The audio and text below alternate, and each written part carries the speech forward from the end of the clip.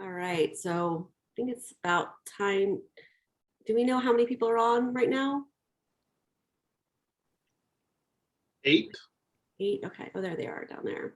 All right, we'll give it another minute or so. We've got a few more people will be jumping on.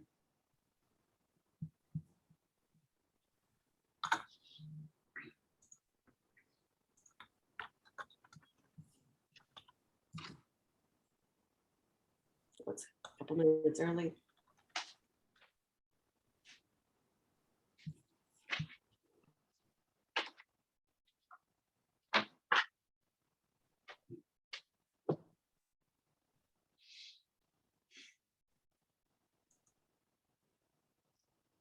Yeah, I start teaching tonight, and so I could relate to your constantly changing rules for baseball and sports, because it's the same thing. I get at least one email a day from the dean saying, this is the new recommendation, this is the new policy. Like, how bad am I going to screw this up? Well, and as soon as you set the policy, it changes, right? Exactly. I'm like, oh, you didn't get the email from 3 minutes ago? We're now supposed to do assigned seating. Like, okay. Yeah.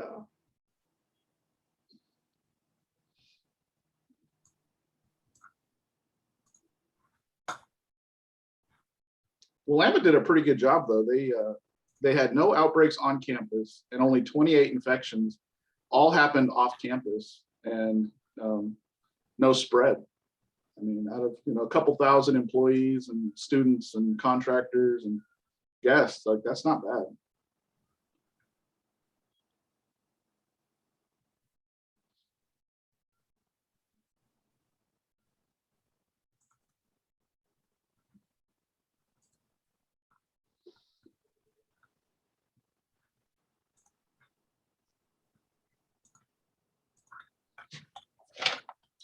I'll be curious. We have a couple students this year from Afghanistan, so I'll be curious to get to know them, and they've got to be dealing with some emotions right now. Absolutely. That'd be really fascinating to be part of that, but also be able to support them. Yeah.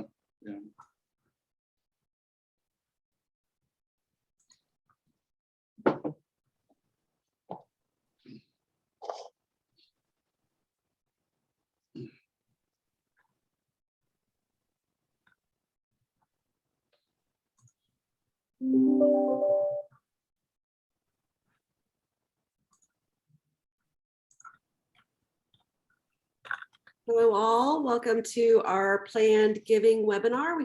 We have a few people still getting on, so I might give it another minute here and we'll get started.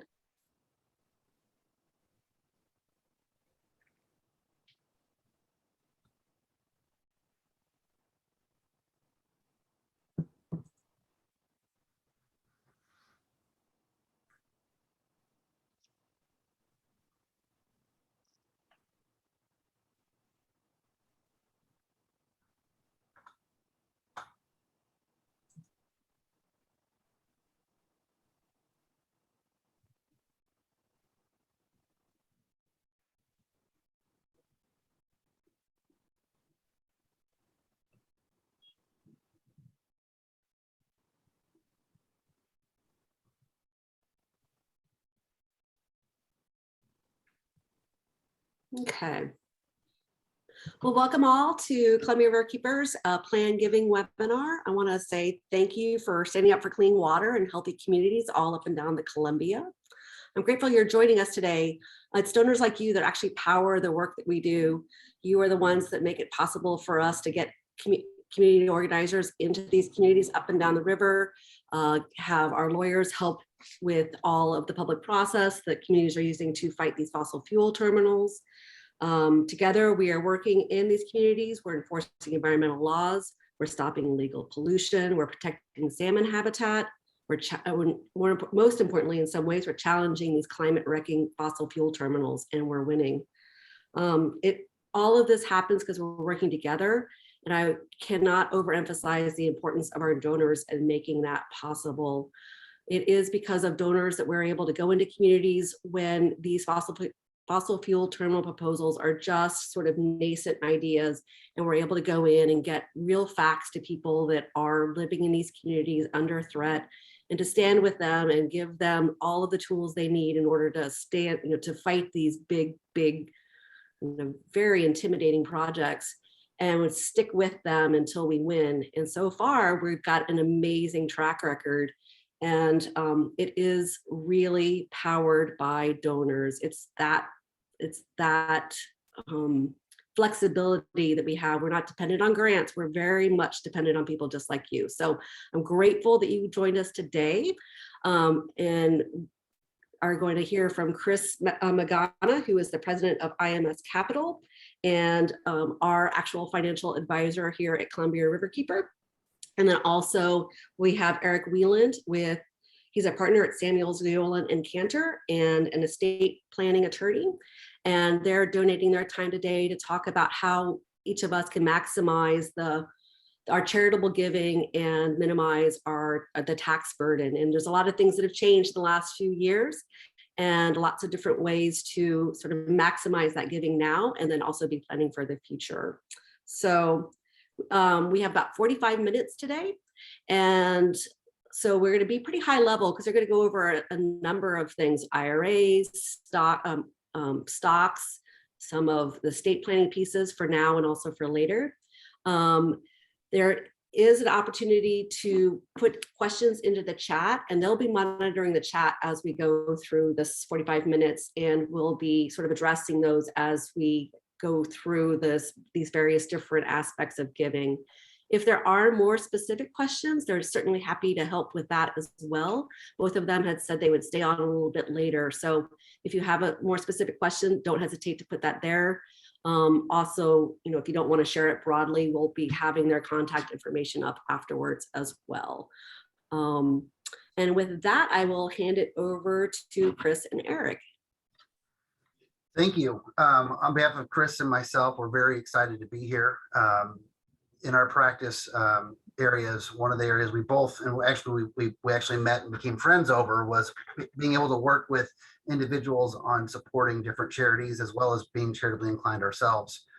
As was mentioned, this can be a very broad approach, and as with most things in life, one size does not fit all. It may not be the specific plan for you personally, but hopefully this will give you some ideas and encourage you to speak to your own advisors to see what makes sense for you and your family. As with any giving, people immediately say, "Oh, well, you can get a tax write-off." Well, that is true in most instances, that you can get a tax write-off, but keep in mind you're only getting 30 or 40 cents on the dollar that you're transferring. What I find that's more meaningful, and the bigger reason why people give, is because they really support the organization, like Columbia Riverkeeper, and that's the legacy they want to keep. And what I have found to be very valuable is working with clients and their families, where they set up a giving plan or a concept, whether it be a foundation or donor advised fund, where they transfer resources into that, I would say, the DAF or donor advised fund. And then they and their children, or they and their grandchildren, will meet annually or quarterly and identify what causes and what pieces they want to support or get involved with. And it's a great way to transfer on your legacy of what's important in community involvement and community support that a lot of the younger generation don't necessarily have the means to do right now. So it's a way of connecting your children and grandchildren to the causes that are important to you, which is a kind of the greatest legacy we can pass on. Sure, the easiest way to make a gift is just to write a check, but sometimes that's not the most advantageous. There are other mechanisms you can do that kind of allow you to get more bang for your buck. Chris, do you want to kind of talk about highly appreciated stock? Sure. Yeah. So as Eric kind of mentioned, an easy way is to just stroke a check to your favorite organization, Columbia Riverkeeper in this case. Potentially, though, that's not the most efficient way from a tax standpoint to provide a benefit to the nonprofit you care about. And so one of the easy low-hanging fruit I talk with clients all the time about. I said, oftentimes looking at some of your best performing investments is a really good place to start talking about how to give and what to give. And so, let's just hypothetically say, you've been a shareholder in Nike for the last couple of years. Well, your shares are probably up a couple 100%. Nike's done incredibly well. Or maybe you're an Intel employee and have been gifted and granted stock over time. So your cost basis, the price that you acquired the shares is very low. The price is very high now. And if you went to donate the proceeds from the sale of that stock, you're going to have a bunch of capital gains and Oregon income tax. It's much more efficient just to directly say, I'm going to give 100 shares of that Nike stock to Columbia Riverkeeper. And that way you get the full benefit from a tax perspective of that gift to Columbia Riverkeeper, as opposed to the after-tax benefit of selling the stock and then transferring the proceeds of that to the organization. In addition to, there's all kinds of investment benefits as well too, like reducing your concentration and keeping your portfolio diversified and things like that. So looking at some of your highest performing best investments you've made and potentially gifting appreciated stock instead of cash is a low-hanging fruit, easy one to kind of start with. And I apologize. I should have mentioned that we're going to break this down into two bites. The first part is going to be discussions on transfers while you're alive, and the second part will be discussing transfers after your passing. And so, as Chris just mentioned, you get kind of your cake and eat it too if you're to transfer the stock directly to the charity, because you do not recognize the capital gains that were built in to that appreciated stock. The charity doesn't recognize any of those gains because they're a charity, and so they won't pay income tax on it, but you get the full value of that stock. And there are some limits, for example, 30% or 20% of your AGI, but most people aren't in the position to transfer that much all at one time. Another common tool that we see is that for those individuals who are over the age of 72, and they followed their instructions and the rules, and every year that they work, they put money aside into their 401k or their IRA. And now they have a very large asset that is pre-tax dollars. So every time that dollar comes out, they've got to pay ordinary income tax on it. Well, they allow that if you're over 72, that you can transfer up to $100,000 in any 1 year directly to a charity or charities or foundation or donor advised fund. And by doing so, it kind of does two things for you. It allows you to get, it transfers directly to the charity or the foundation. They don't recognize the gain. And then they, additionally, you don't have to report that on your income, but it qualifies as your required minimum distribution that will be instituted again in a future year. One thing to keep in mind that with the tax changes a few years ago, your standard deduction went from 12, 14,000 to in 2021, it's a little over $25,000. Additionally, they limited the amount of state and local taxes that you can deduct to $10,000. So unless you have a high mortgage that's paying a lot of interest in any 1 year, many people don't need to itemize the deductions anymore. In fact, I believe in 2020, only 90% of taxpayers use the standard deduction, as opposed to a few years before, just around 2/3 use the standard deduction. And so if your goal of making a transfer to a charity is to have a tax deduction on your tax return, if you don't have that mortgage interest deduction, you may have to give $25,000 before you actually are able to get any benefit from that deduction. And that gives us, kind of leads it into the kind of idea that where you can kind of bunch your transfers in 1 year. So let's say you decide to create you have a charity that you want to support, that you routinely give $5,000 a year to. You may choose to have your IRA transfer, say $25,000 directly in this year, or make a gift of highly appreciated stock in this year and take that deduction on your return, but but not make contributions necessarily in the future, because you're going to use a standardized deduction going forward. Chris, do you want to talk about donor advice funds a little bit? Sure. And how they can be used in this? Yeah, and just to kind of touch on what you were just talking about, what we found is that I think the numbers are after the last tax major overhaul, only about 10% of filers now are itemized. So there's a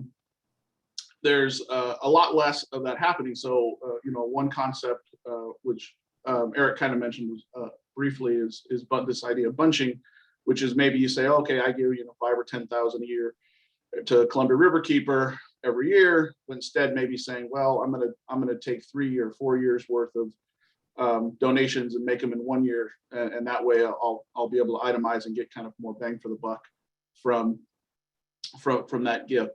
The only thing there is I always recommend communicating to the nonprofit, especially if you're a major donor, so that they can understand have the right expectations that, Fred is not just going to give 25,000 up from 5,000 every year moving forward, but that's kind of satisfies their gifting for the next few years. So donor advised funds are kind of they're becoming much more popular. And so you may hear us call them DAFs. That's kind of the industry jargon for them. But donor advised funds, you can set them up in a variety of different ways and with a variety of different organizations. So many of if you have investment accounts at Fidelity, Schwab, Vanguard, oftentimes you can set up donor advised funds through them. Locally here, community foundations, so Southwest Washington, Oregon Community Foundation, all have donor advised funds as well. And what the benefit of them is you can accelerate some of the tax deductions from, again, kind of going back to the example of, you've got a concentrated stock position where you've got low basis, and you can transfer money into that DAF, and essentially you can every year use that as making your to fill your charitable contributions to Columbia Riverkeeper or a variety of different organizations. And to Eric's earlier point about trying to building family legacy and kind of sharing and communicating core values throughout your family, I've had many of my clients use them as a way to bring the family together, to talk about the mission of the organizations that they care about, and oftentimes too to distill in those younger generations, the importance of philanthropy and giving and charity. And in a lot of cases, I found that they allow some of the distributions every year to come from future generations of the family, and so that they get to find commonality with organizations and causes that are important to the next generation, so that they can bond over those experiences. So it really is a nice family bonding means. It's great, having your grandchild do research on what causes are important to them, and next thing you know, you're sponsoring a polar bear in the Arctic, whatever else, and hear them and become more aware of their environment, and that the world is bigger than just them. And it's a way of connecting and having those quality moments together that's meaningful. I'm sure it's always fun going to the toy store and picking out a few things, but having this time and letting them put some work into it and find out what's important to them is a great way of keeping that legacy of supporting your community going forward. Yep. We're certainly seeing a lot more of those come in the last couple of years, and no longer is it just those $1,000 and above gifts, but a wide range of gifts coming in through donor advised funds. What's neat about donor advised funds, because they are becoming more and more common, a lot of the different financial institutions are having a really low bar to get them. I've seen the lowest, I think, was $10,000 to start it. And the goal is that at a minimum, you've got to contribute at least 5% every year going forward. That's put in there, and you can continually add to it. And so we have some clients who will seed it now to get it started, but their big gift won't come until they pass away. But it's a way of starting the dialogue and kind of getting the family on board. Yeah. Yeah, I'm finding that even some of my clients that are in their kind of early 40s and still have little kids at home and still have all the commitments of college and stuff coming down the road, they've really used them though as a way to they plant the seed, as Eric mentioned, and then every year they use that as an opportunity to really have a family discussion and family board meetings in some case about what's important to them as a family. And in some of my client instances that they're bringing their kids into these conversations who are as young as 5 and 6, and obviously they're making it age appropriate, but the goal is for them to kind of grow their understanding of philanthropy, community, and what's important to them as a family as they get older. And I just think that that's just such a cool experience, and I've only seen positive outcomes from the clients that do those kinds of behaviors and activities. And for those families that may not always see eye to eye, you can kind of create some commonalities, but you can also create it into 2 separate buckets. You can have kids and grandkids. You can be creative that works for your circumstance and your situation. And costs for those are pretty low. You can kind of use the big investment companies, the Fidelities, Vanguard, Schwab's, and the costs are really rock bottom for those. And you can also, if you want to keep it a little more local, Oregon Community Foundation, they might have a little bit higher minimum than some of the big custodians like Vanguard, but also really good options, and Community Foundation of Southwest Washington, Community Foundation of Klamath. So there's lots of different options, and it's not region specific or anything. So don't think like, oh, if I use an Oregon Community Foundation, I can only keep the money here in Oregon. They send money all over the place. So yeah. So in addition to simply writing the check or transferring highly appreciated assets or your vehicles, or depending on the charity, or creating the donor advised fund, or doing the charitable rollover directly from your IRA, and though there's a cap at 100,000, I have clients that they do their annual tithing to their church through their IRA. There's lots of mechanisms. Even though there's caps, it doesn't mean you can't do a little smaller amount.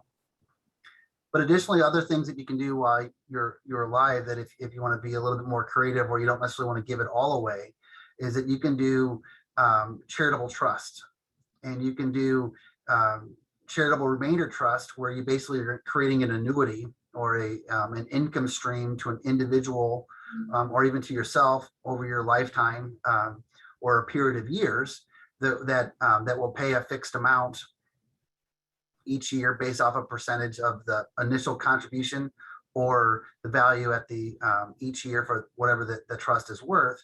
And then at the end of that period, the balance will go through the charity that you designated, or to that foundation or fund. You can also do what's called a charitable lead trust, where the charity receives basically an annuity payment for a set number of years, where then once that period runs, the balance goes to your children, or a trust for your grandkids, or someone else. So there's lots of mechanisms, depending on your circumstances, of ways to maintain that income stream, or benefit that charity without giving everything away.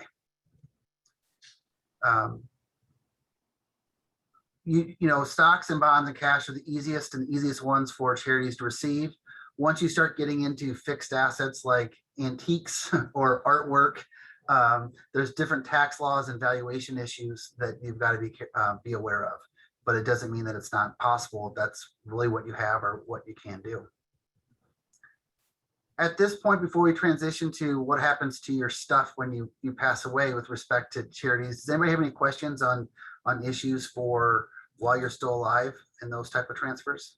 Or any additional comments from Chris or Acacia?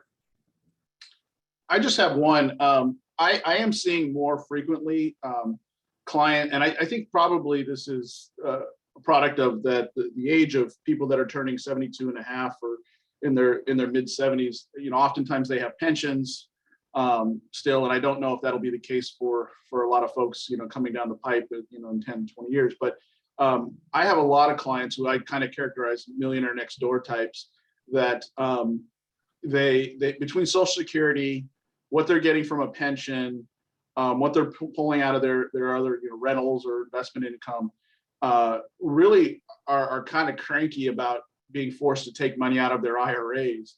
And so, and many of them, I think that one is often forgotten by people that that we can say, well, look, we can reduce your overall tax burden by portion of that distribution that you're taking from that IRA and giving it to charity. So we're not digging your tax hole deeper every year. So that is one that I would encourage people to think about if once they work with their professionals and say, gosh, we're living off of X and we're making every year we're pulling in X times 2, and we're just paying all this additional taxes that we don't really need to. And it's a really good tool. So, and it's one that's more and more clients of mine are utilizing. Okay, I don't see any questions on the chat. So, but if things do pop up later on, or you want to speak to us afterwards, Chris and I will be available. So now that you passed away, but you have a charitable desire in your estate plan, historically, people would say, I want 10% to go to these charities in their will or their revocable living trust. Unfortunately, that may not be the best way for your other beneficiaries to satisfy that goal. And what I mean by that is that you live in the Pacific Northwest. Oregon has a $1 million estate tax exemption, and Washington has a little bit over $2 million that's subject to inflation that changes every year.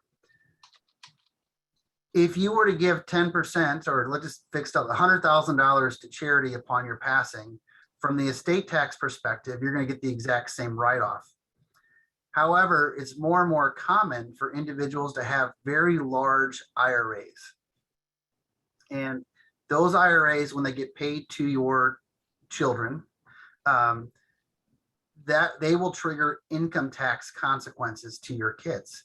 And with the tax law changes a few years ago, instead of your children being able to take that as an inherited IRA stretched over their lifetime, they now have to zero out that inherited IRA within 10 years.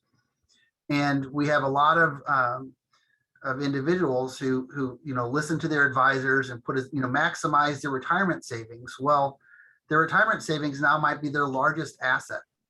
And as a result, Oregon and Washington don't care that you're going to end up having to pay income tax when you make distributions. They're still going to tax you for estate tax purposes at its date of death value. They're not going to give you a discount for the income tax consequences of those accounts. So a few ways around that is that if instead of giving that $100,000 from your will or your trust, but you gave that $100,000 from your IRA, the charity would get it directly, so they get it sooner.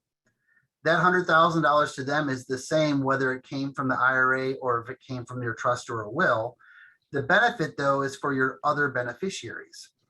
And what I mean by that is that your other beneficiaries will not be given the after-tax dollars, the proceeds from the home, your ordinary investment account, the bank account. They would be getting those free of income tax. Under the current laws, you get what's called a step up in basis. So if you bought stock for $10 and it's worth $100 before you died, and you sold it the day before you died, you would recognize $90 worth of gain. However, if upon your passing, you still own that stock and that stock is part of your estate, your heirs or your estate, if they were to sell that stock for $100, they would not recognize any gain. because they get what's called a step up in basis. It went from $10 to $100. That's the new basis in the property for your heirs.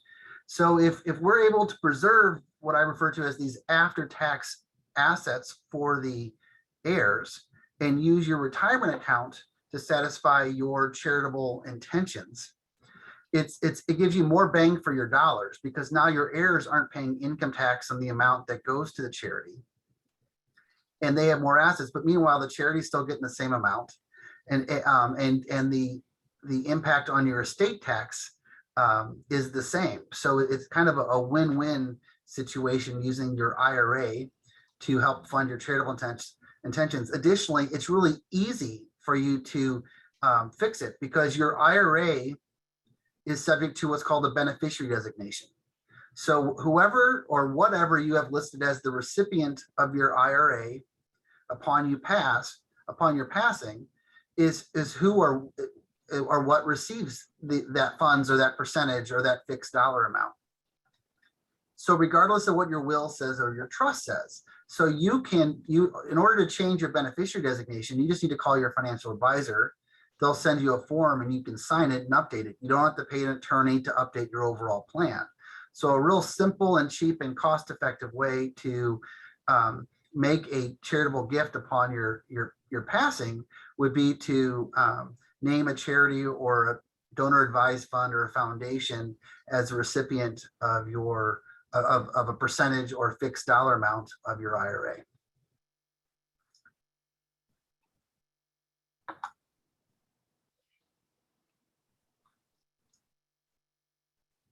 One thing to think about is legacy giving. Oh, I see a question. Oh, no, that's just me chiming in with Ted. All right.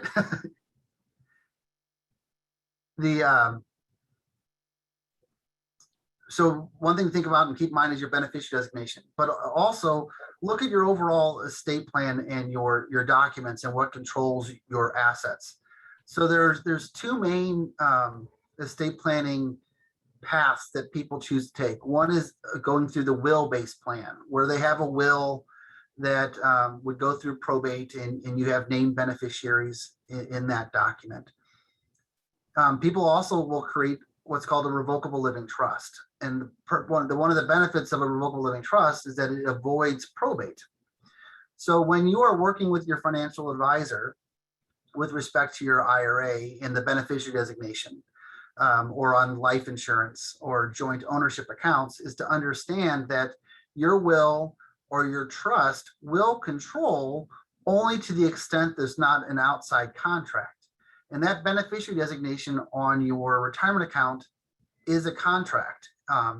And so there's a lot of instances we've seen where someone has updated their trust or their will, but they never bothered to update or address their beneficiary designation from a retirement account from 2 employers ago. And next thing you know, it's only going to one child because they had a child after the fact, but they didn't bother to clarify it.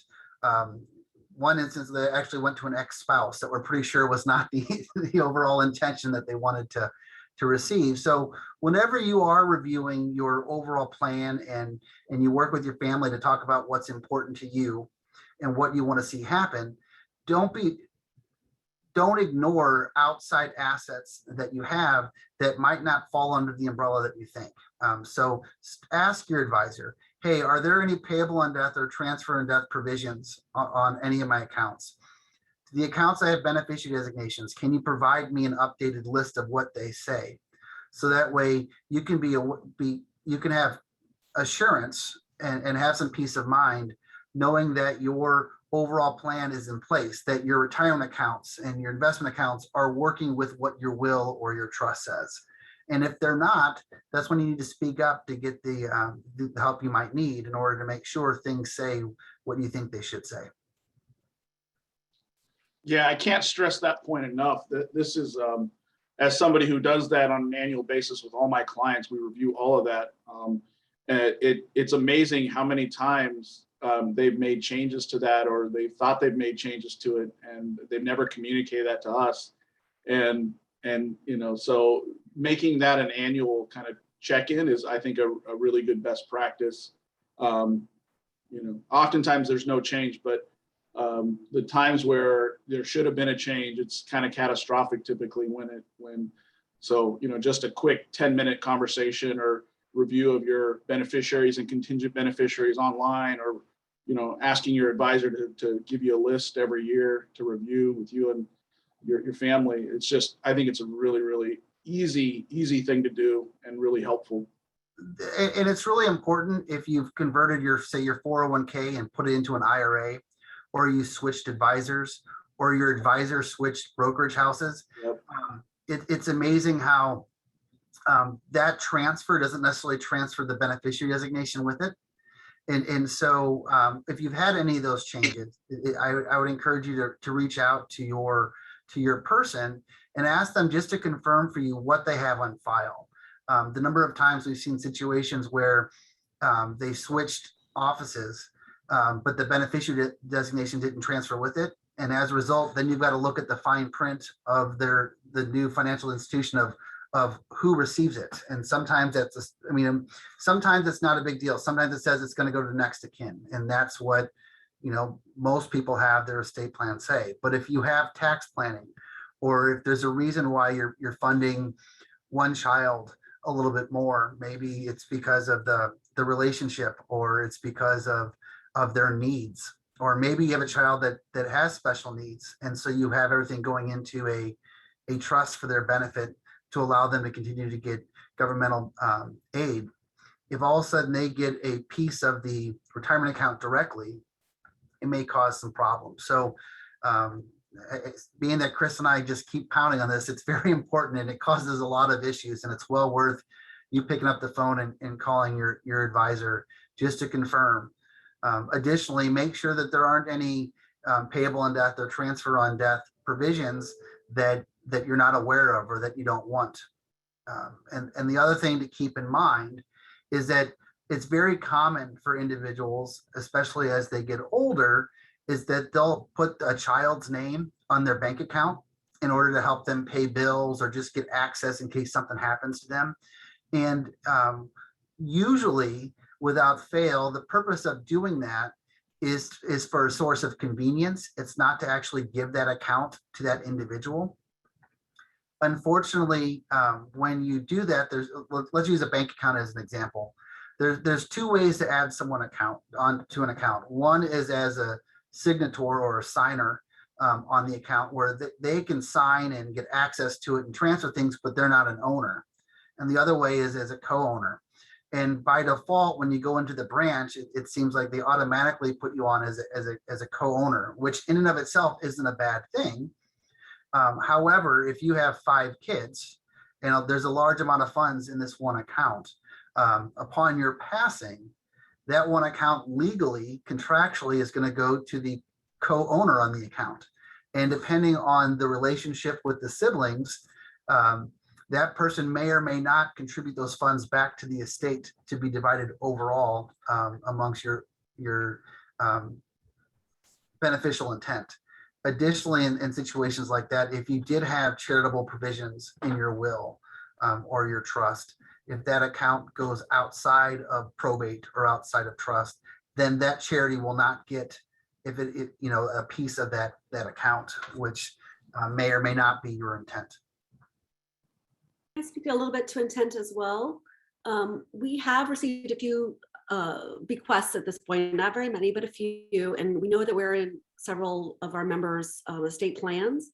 The ones we've received to date, we don't know what inspired that gift, and we've gotten a couple of very significant gifts that are going to have a huge impact on our work going forward and our ability to, kind of really be nimble on our feet, and it's without, without strings, so we're able to really be strategic in how we use those funds. And we don't even know what inspired the gift. So if you are, considering whether it's Riverkeeper or another organization, please reach out and kind of let us know what it is that, what inspires that, because that's a significant, it's a very generous, gracious thing. And I know, us at Riverkeeper, would love to know, why this person that wasn't even on our email list, gave us a very significant gift and is making a huge impact on the organization. So I just, that doesn't come out in the estate plans when we receive a letter from the lawyers that say you've been included in this estate. So Yeah, I can't highlight that enough too, the importance of that.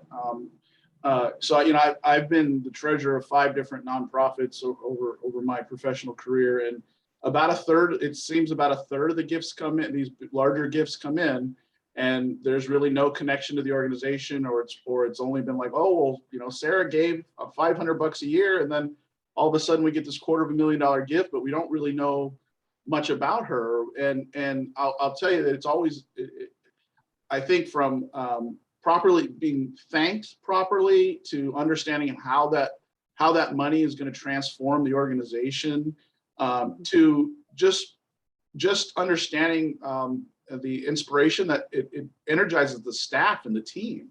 And so I think that I always encourage my clients to make sure that they've alerted the nonprofits that they're being included in their estate plan, and to have some of those conversations so they can properly be thanked. And so that I just see so many benefits from that. And in one case, just recently, actually, just a few days ago, a year ago, a client was leaving a large gift. He had passed away, and in his estate plan was going to leave to a community college here locally, and said, no, they'll figure it out when I die. And I said, Jack, I said, I really think you should just let them know that you're being included.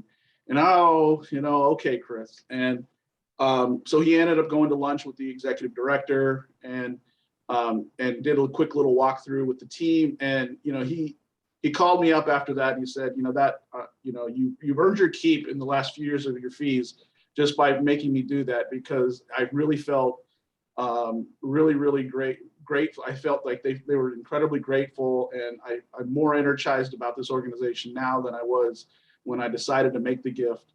So I would encourage you to have a little bit of transparency with Columbia Riverkeeper or any of the other nonprofits that you plan to leave in your estate plan. Good point, Chris. Thank you. Would you mind talking about aligning investments with your core values? Just because oftentimes people think that their investment account or whatever else is one thing, but meanwhile their causes or things that are important to them are on the completely separate. And sometimes what they're invested in might be contrary to what's important to them or what they believe. Yeah, so it's a growing and emerging area. Nonprofits and foundations are kind of leading the charge, and we'll take an example real close to home, Columbia Riverkeeper.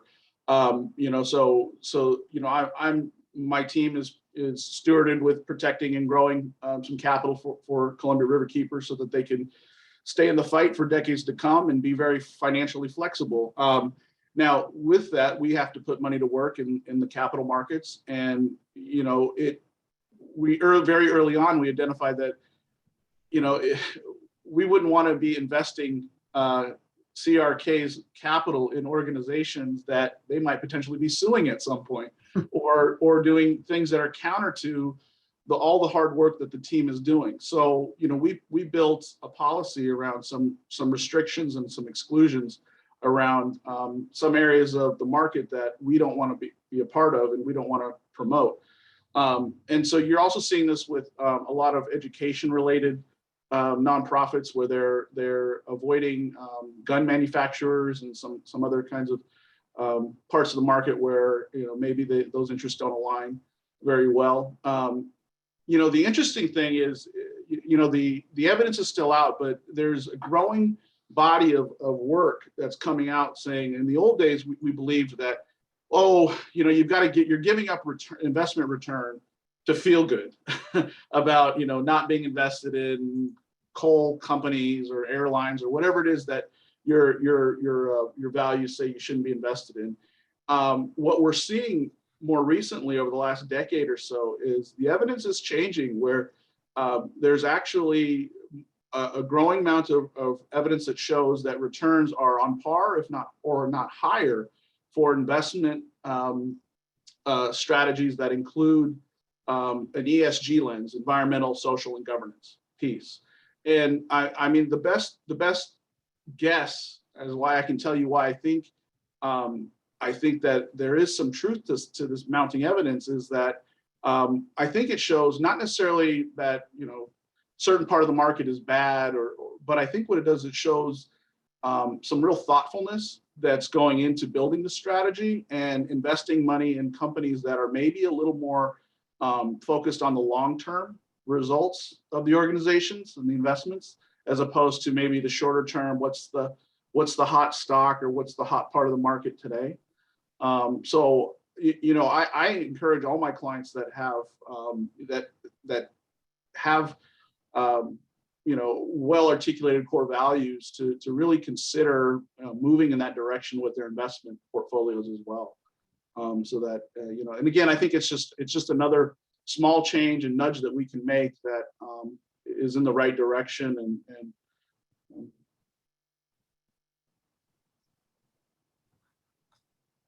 It looks like we only have a few minutes left for the formal presentation.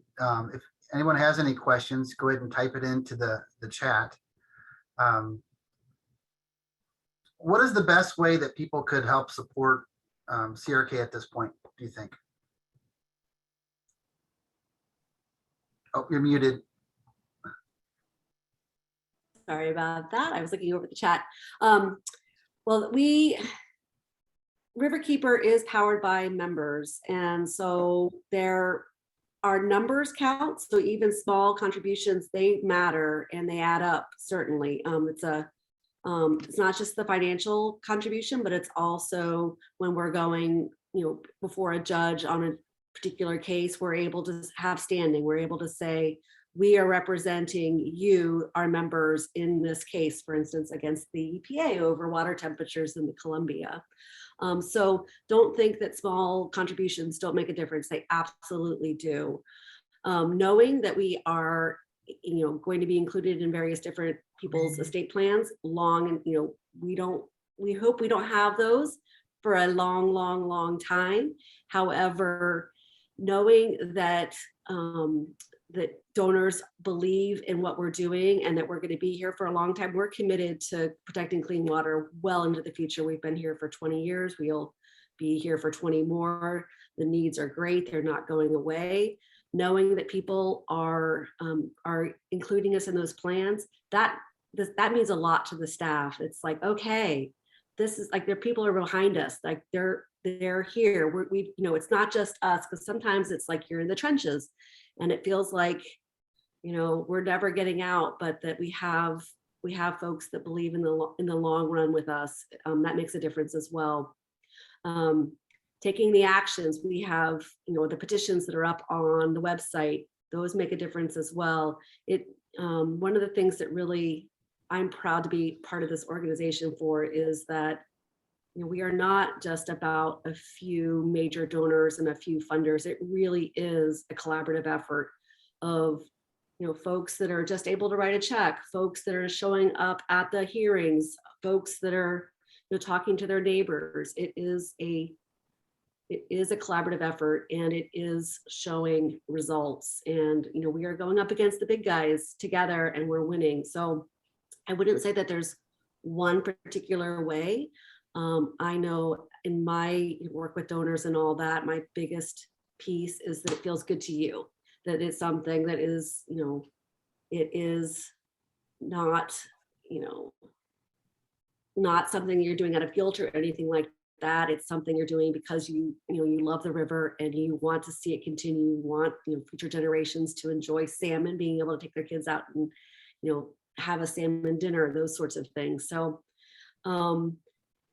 it depends on who I'm asking, on how, you know, or who I'm talking with as to what would make the most difference. So I know that COVID kind of limits things a lot, but kind of going back to what Chris mentioned about being able to get connected with the organization, are there opportunities coming up that people could, if they want to get their hands dirty or actually kind of come see what you do, that they can have a little bit more of a direct connection that way?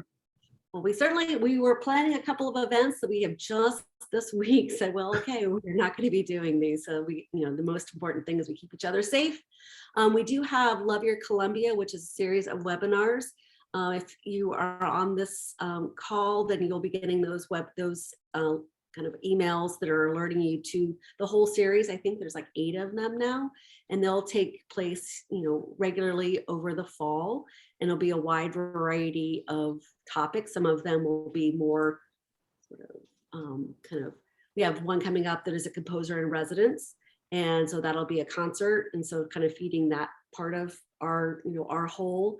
And then others will be more subject matter. So we'll have one that's what's happening at the Hanford nuclear site, which is that's here on the Columbia. So we try to have a variety. We definitely have a diverse group of people, and both as members and also on staff and board. So we want to sort of be kind of recognizing what's going to resonate with one person isn't going to resonate with everyone. So, and then there's always lots and lots and lots of active webs kind of take actions, and they're changing all the time because of one cannot rest. We must keep pushing forward. That's right. I just have one more quick thing to add. So as you work with your professionals and your family about the best ways for your family to give and to align with your core values, I'll encourage you to gifts come in the form of restricted or unrestricted, right? And so if you write a check that just says, this is for my annual donation to Columbia Riverkeeper for $5,000, that's an unrestricted gift. Riverkeeper or whatever nonprofit you've donated that to can use that funds as they see fit. If oftentimes donors write, no, this is for scholarships, or this is for a specific program. And those gifts are nice as well. But I'll encourage you to kind of rethink and write more checks that are unrestricted to the nonprofits that you trust and care most about. Mainly because when you look at like just the Riverkeeper's mission and mandate, and we don't know what is going to be the highest and best use of the organization's resources in the next 5, 10, 15, or 20 years.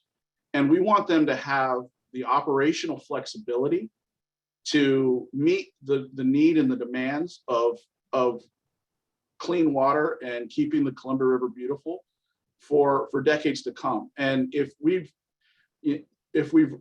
restricted the gifts in a way that maybe is not the highest and best use, or maybe it is today, but it won't necessarily be in the future, we're really kind of hampering the potential for how the Riverkeeper can operate and limits their operating flexibility. So, and just another example that I've seen with another organization I work with now,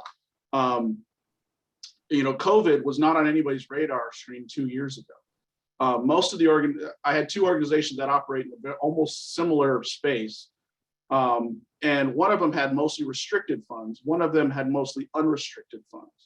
The organization that they both really have the same mission, which is to support youth and troubled youth in particular. And the organization that had more unrestricted funds was able to meet the needs and the demands of COVID and the changes that weren't anticipated, weren't on anybody's radar, much easier than the organization that said, we've got $5 million in the bank, but we can't use it to meet all the need and the hurt in the community and with our stakeholders right now. So I will encourage you, as you're exploring, what's right for you and your family with your professionals and your family, is to consider unrestricted gifts to the organizations that you know and trust and plan to take care of. Great point. So we're a little bit over. It looks like we don't have any questions. So I might go ahead and to say thank you both for taking time out of your busy days to share this information. I'm very happy we'll be having this up on our website, so folks will be able to watch this later. And I think we have a slide for contact information for folks to take that down if they would like to contact Eric and Chris directly. And then we'll also be sending a thank you email out as well. So you'll be getting that in the next couple of days. So thank you for all the work you're doing, not just for Riverkeeper, but for all of the other organizations that are doing good work. And certainly is important to be all of us, chipping in on so many different ways to be addressing a wide variety of issues. So With that, thank you all. Thank you, everybody.